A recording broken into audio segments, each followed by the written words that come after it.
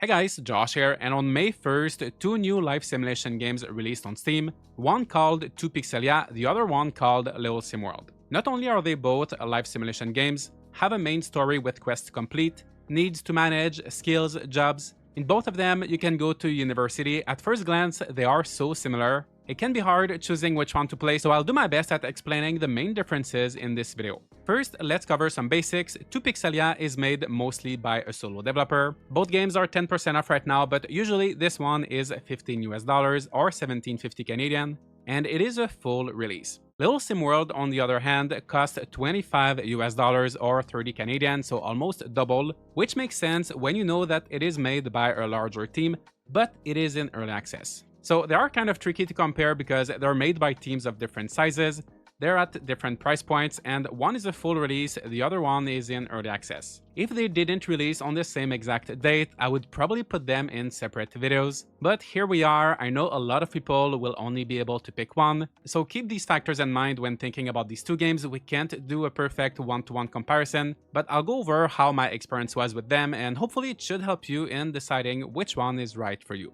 For additional context, I've now played both games for 10 hours each. Pixelia I played for 7 hours when it was in alpha, 3 hours of the full release. Little Sim World 6 hours with an earlier build last month, and 4 hours of the current version. In both cases, I did have to start over, so I will mostly be talking about the beginning of these games, my first impressions, which should still give you a good idea of what to expect. Now let's jump into it and talk about the character creation and story. Starting with Pixelia, you can choose between the male and female body types, then a hairstyle. Clothes are a bit limited at first, but there will be more to buy in shops. And you pick 3 out of 6 traits that will determine what type of activities your Pixelian will want to do, similar to wants in the Sims games. It's a simple character creator, but it works. As you can guess from the title, you move to a place called Pixelia, find a good deal on an apartment that is free for a week, but there is a little caveat. It is extremely rundown and messy. No one knows what happened to the previous tenant. You do find a mysterious letter from them though, and your curiosity leads you to finding out more little by little. One of the first things you do is meeting your neighbor Jane.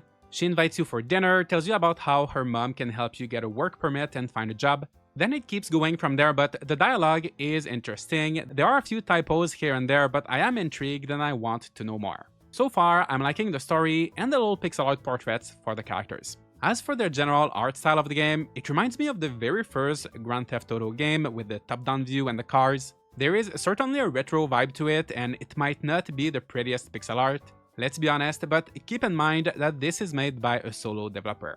Now, with Little Sim World, the art could be a deal breaker to some as well. It is certainly more polished, cleaner, you can tell more people worked on it, but the Flash game kind of inspired look it has could either make you feel nostalgic or turn you off. Personally, I like the menus, the UI, the environments, but the characters do look a bit goofy. They recently added a body slider to make them less round, but still, they're not my favorites, and I'm not going into any of these two games for the graphics. Even though the characters look a bit silly, there's a lot of options for skin tones, colors for your hair and clothes. Also, clothes have buffs, so certain styles will help with specific needs, skills, or temperature. And then you get to choose preferences like a favorite color in food, your birthday, zodiac sign, all of that.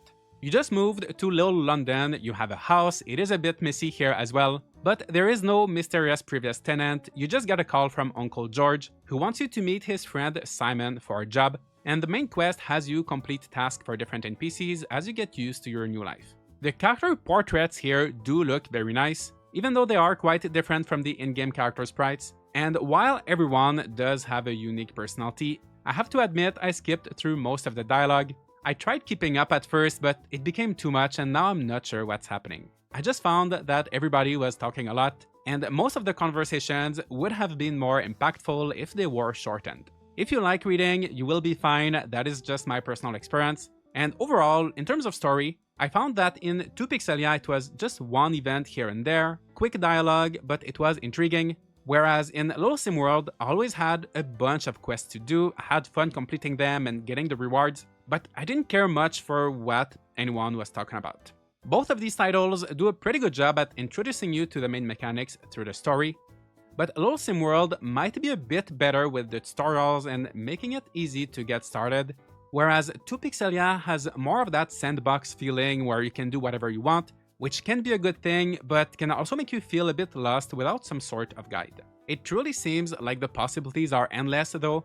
Early on, you're being asked to choose a life dream, and it ranges from being a business owner to an artist or musician, raising a family, or even becoming the president or a criminal. And if you want a little bit of everything, you can only choose one dream, but all of these activities do open up to you eventually, and they're all different. On top of that, the city is quite large with over 100 buildings, a casino with minigames, cafes with arcade machines, a basketball court, and so many shops. There's a bank where you can get a credit card or invest in stocks. You can buy various properties around town.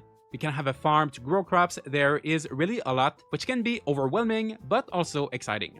That being said, a lot of these activities feel a bit rough. For the basketball practice, you can level up super quickly just by standing under the basket and throwing the ball over and over again, and it made me feel like I was cheating or something was missing. For the arcade machine, there are 3 games, and one of them is trying to hit a ball by moving your platform around a circle, but whenever you lose, the position of your platform doesn't reset, and the new ball drops straight down, so you're almost guaranteed to lose twice in a row each time. You don't lose money or anything for it, but it just feels unpolished. Another game called Game 3 on the arcade is a Snake game. I love Snake. My Pixelian as well, so much so that one of his wants was once to get a score of 50 in Game 3, so I did that, but it did not register. A lot of his wants were a bit hard to achieve at the beginning of the game, and the ones that I did achieve, like this one, didn't even work properly, and I felt like there was a lot of that where features didn't work as intended, were unbalanced or clunky,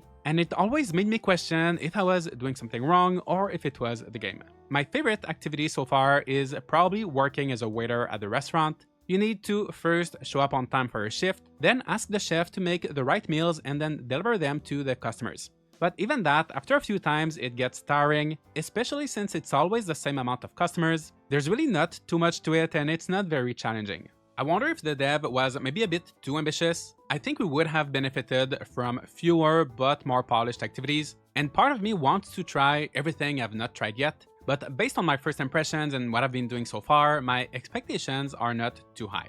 Don't get me wrong though, I still enjoyed the gameplay loop of managing my schedule, trying to get to work on time, exploring the city on my days off, discovering new shops, losing all of my money at the casino, getting into fights with strangers, waiting to see what will happen in the story. There is something fun every day in Pixelia, and it has a chaotic vibe to it that reminds me of Stick RPG if you're familiar with that. Little Sim World is more chill and lighthearted. You can't be a criminal or gamble your life savings at a casino. It is comparatively limited in terms of activities, but there is still a good amount to do. A big difference here is instead of picking up a proper job and showing up to work, you have various interests or skills like cooking, recycling, writing, and you get tasks from a bulletin board that are connected to those, such as cook 3 foods, clean 3 dumpsters, write for 3 hours, and you get money and experience by completing those. There are no minigames here, so it is closer to The Sims, where you just watch your character do the thing. To make it more engaging, when learning a skill, you sometimes have these golden bubbles to click on for extra experience. You can also speed up time, but overall, the gameplay is not as active as 2 Pixelia.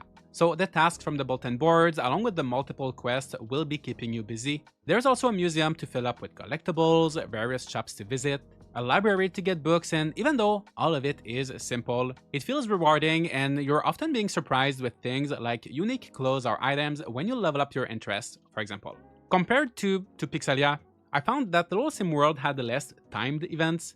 Things didn't have as much of a strict schedule, so I had more freedom as to when I wanted to do things, less time management, and I also ended up spending a good portion of my days taking care of my character's needs. Going to the grocery store to buy individual ingredients, returning home to cook, doing my laundry because clothes get dirty over time, cleaning around the house, taking a nap, doing some crafting. I was doing a lot of mundane tasks which might sound boring, but I guess I like that kind of boring stuff in life Sims. I still found myself in both games a few times running back home trying to get into bed before passing out at the end of the day, but 2 Pixelia has a bit less of an emphasis on taking care of your needs. For example, you can buy meals that not only replenish your hunger but also your mood, and eating is instant, whereas in Little Sim World, you have to sit down, eat, and that takes time. Some other needs, however, require you to do minigames, if we can call them that. So when you use a toilet, you have to hold down E, and when you take a shower, you tap Q and E repeatedly. While the gimmick is fun at first, it gets tedious quickly. But overall, I would say that in 2 Pixelia, there's less time spent on your needs, which means more time to explore the city and do all that it has to offer. The world is quite big, it can take some time getting used to, but there are buses to go around and eventually you can even have your own bike or car. When you're out and about, you meet other NPCs, and most of them, like shopkeepers, but also just people walking around, can be interacted with. Relationships work a bit like in The Sims, where you choose options like chatting, telling a joke, flirting, with more options unlocking as you meet certain requirements, such as having a high enough speech level. Each NPC has unique traits and hobbies to discover. These will affect your chemistry, and that, along with your mood and the mood of the other person, will affect the success rate of your interactions. It is a really neat and clever system. In a lot of games you just talk and gift, and I like the added complexity. Eventually you can get married and have a child. I'm not there yet, obviously, but I did try dating. I invited my neighbor Jane on a date. I got to pick a location and a time. I tried going for a restaurant, but the problem is, it just showed me pictures of the interiors of the different restaurants without telling me their name or location. So I picked one, kind of randomly, tried to memorize what it looked like. Then I looked at the schedule app on my phone for more information. It lists all of your upcoming dates, which sounds very convenient, but it just told me I had a date at 12 with still no hint whatsoever about the location. This made me realize something else. Yes, there might be over 100 buildings in Pixelia, but a lot of them are almost identical. Most cafes and restaurants sell the same food, they have the same burger icon on the map. I made it to this one and I wasn't sure if it was the one that I picked for the date. It was, but I couldn't find Jane, so at 11:50 I went outside to see if she would be there. Then the clock hit 12 and I got a notification saying that my date got cancelled. I went back inside right away. It was still 12, so I was not technically late, but it seemed like I had already missed my chance. I get that it was partly my fault for going outside, but the game doesn't tell you where your date is, so just finding the location is a challenge. And then if you're not inside right at the moment it goes from 11:50 to 12, you're out of luck. It is a shame because there are so many interesting mechanics here, so much potential, and maybe once you know all of the little workarounds you have to do and technicalities of the game, it does get better, but these little annoyances do add up. Going back to Little London, it is much smaller, but each location is unique. Getting around is easier. Unfortunately, there are no vehicles to drive, and you do run out of stamina quickly at first, but you can eat grilled chicken to run faster, and you unlock buses pretty early on. Also, at least in the current early access build of the game, you go out for quests and shopping, but not so much to socialize. You can talk to shopkeepers who always stay in their shop, they never go for a walk outside.